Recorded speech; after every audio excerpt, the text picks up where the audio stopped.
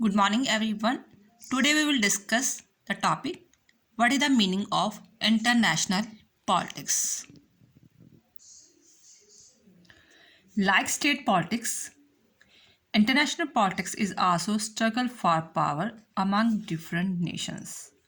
Besides struggle for power, it is also include consensus and cooperations among different nations because the basic purpose of international politics is protection of the interest of the state in relation to the other state.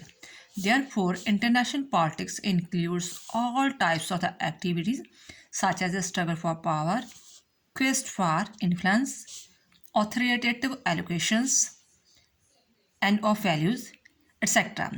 Each state tries to acquire more and more power because they know that they can get their interest protected only with the use of power.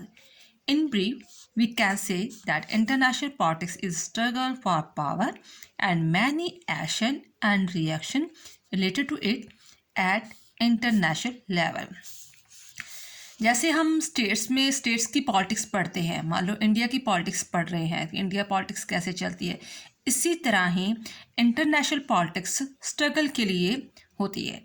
जो states की politics होती है वो भी तो ऐसी ही होती है ना, पार्टी जो अपनी इलेक्शन लड़ती है या कुछ भी करती है कि हमें पावर मिल जाए।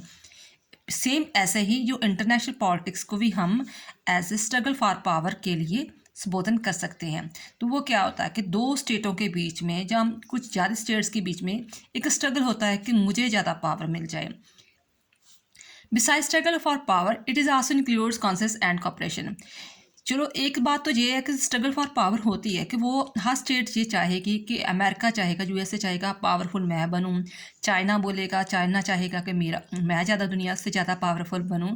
लेकिन क्या होता है कि इनके बीच में कॉन्सेंसस एंड कॉपरेशन होता है, सहयोग की नीति होती है, सहमति भी होती है और सहयोग भी चलता है।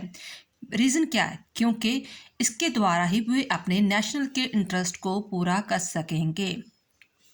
फिर चीज़ देख लो बेटा कि जो इंटरनेशनल पॉलिटिक्स क्या होती है, स्ट्रगल फॉर पावर होती है और इसमें कॉन्सेंसस एंड कॉपरेशन पाया जाता है। क्यों पाया जाता है? क्योंकि इसके द्वारा ही वो अपने नेशनल जो है इंटरेस्ट की प्रोटेक्शन कर सकेंगे, जो अपने स्टेट के जितने भी इंटरेस्ट है उसकी वो प्रोटेक्शन कर सकेंगे। इसलिए ही international politics include all types of the activity, जैसे स्ट्रगल फॉर पावर है और क्वेस्ट फॉर इन्फ्लुएंस है, अथॉरिटेटिव एलोकेशंस वैल्यूज़ हैं, ये सब कुछ इंक्लूड होता है। हर स्टेट, मान लो इंडिया है, चाइना है, रशिया है, यूएसए है, वो कोशिश करेगा कि मेरे पास मैक्सिमम पावर हो, क्योंकि इसके द्वारा वो अपने इंटरेस्ट को प्रोटेक्ट कर पाएगा। इन शॉर्ट में हम कह सकते हैं कि international politics is struggle for power and many जो भी एक्शन है, रिएक्शन है, वो उसके वो भी इंटरनेशनल लेवल के दौरान ही उनके होते हैं। ठीक है, फिर इनको सम अप करते हैं। इंटरनेशनल पॉलिटिक्स क्या है, किससे रिलेटेड है? स्ट्रगल फॉर पावर के लिए। स्ट्रगल फॉर पावर किस लिए क्यों करते हैं? फॉर दिस रीज़न, ताकि जो अपने जो है देश के, अपने जो स्टेट के हैं, वो इंटरेस्ट को प्रोटेक्ट कर सके। मान लो कि किसी देश में हथियार कम है, वो दूसरे देश के साथ संबंध बनाता है, जैसे इंडिया है वो रशिया के साथ संबंध कायम करता है। किस रीज़न के लिए?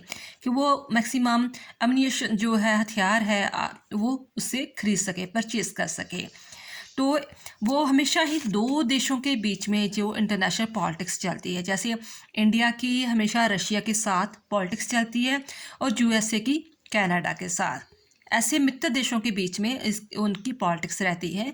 फॉर दिस रीज़न कहते हैं कि उसके पास कॉन्सेंसस एंड कॉपरेशन पाया जाता है। स्ट्रगल भी होती है कि चलो मैं दूसरे देश से ज़्यादा ताकतवर बनूं, लेकिन उनके बीच एक सहमति और सहयोग भी पाया जाता है और ये भी कोशिश होती है कि मैं दूसरे से ज़्यादा प्रभावशाली हूँ, ताकि अगर मैं दूसरे देश से ज़्यादा प्रभावशाली हूँगा तो मैं उससे इंटरेस्ट कायम कर सकूँगा। आई होप आपको इस चीज़ की समझ आ चुकी होगी।